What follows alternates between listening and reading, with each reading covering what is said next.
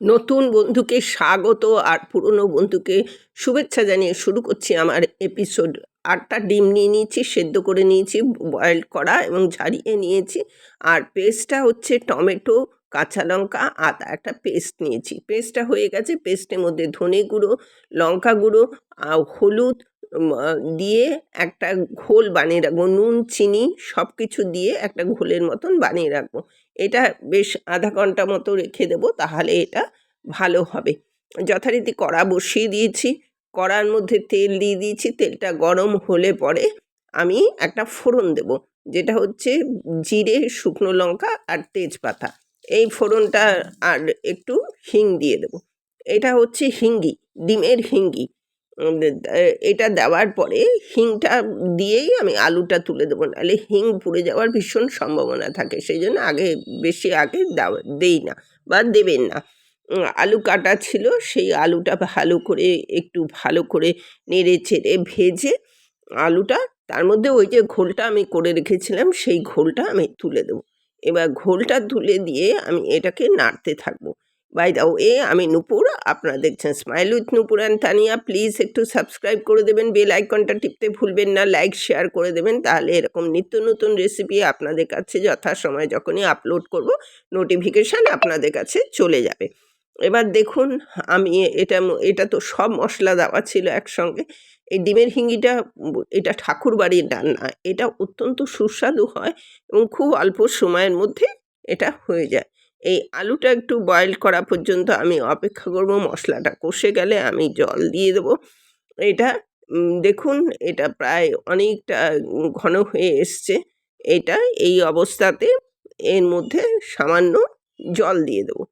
এটা মানে কি বলবো, ডিমের অনেক রকম রেসিপি দেখেছেন, এটা একবার হিং দিয়ে করে দেখুন। সেই জন্য এর নাম ডিমের হিঙ্গি। কারণ এইটা না একটা লাস্টে তড়কা দিতে হয়। আপনারা ডিম ভেজে নিতে পারেন, আমি কিন্তু ডিম ভাজা ছাড়াই এটা করেছি। এটা ডিম ভাজা ছাড়াই ভালোই হয়, যথেষ্ট ভালো হয়।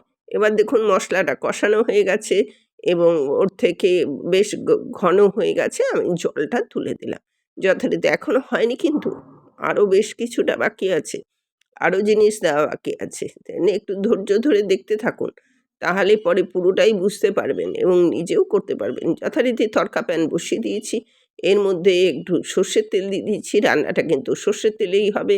এবার জিরে আর হচ্ছে আপনার হিং, এটার মধ্যে ফোড়ন দিয়ে দেবো।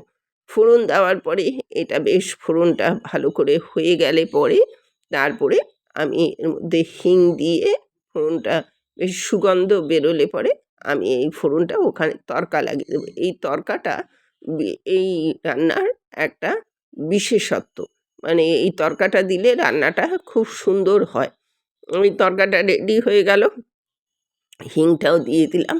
এবারে আমি এটা যথারীতি এর মধ্যে ঢেলে দেবো। এটা একটু খেয়াল রাখবেন যাতে এটা না পুড়ে যায়। পুড়ে গেলে কিন্তু খেতে ভালো লাগবে না। এবার কারণ এই প্যানটা, তড়কা প্যানটা বড্ড গরম থাকে। এবার এইটার মধ্যে দিয়ে দিলাম। যথারীতি জিনিসটা রেডি হয়ে গেল। এটা একটু ঝোল ঝোল থাকবে। আপনি যদি মনে করেন আরও ঘন করবেন, ঘন করতে পারেন। যথারীতি হয়ে গেল, রেডি টু সার্ভ। এতক্ষণ আমার সাথে থাকার জন্য অশেষ ধন্যবাদ। পরবর্তীতে দেখা হচ্ছে যে কোনো এপিসোডে যে কোনো রেসিপি নিয়ে। আজ তাহলে আসছি। পরবর্তীতে আবার নতুন একটা আপলোড করলে যথাসময়ে আপনাদের কাছে পৌঁছে দেবে। পাশে থাকবেন, সাথে থাকবেন, এই কামনাই করি। পরবর্তীতে আবার দেখা হচ্ছে যে কোনো এপিসোডে যে কোনো রেসিপি নিয়ে।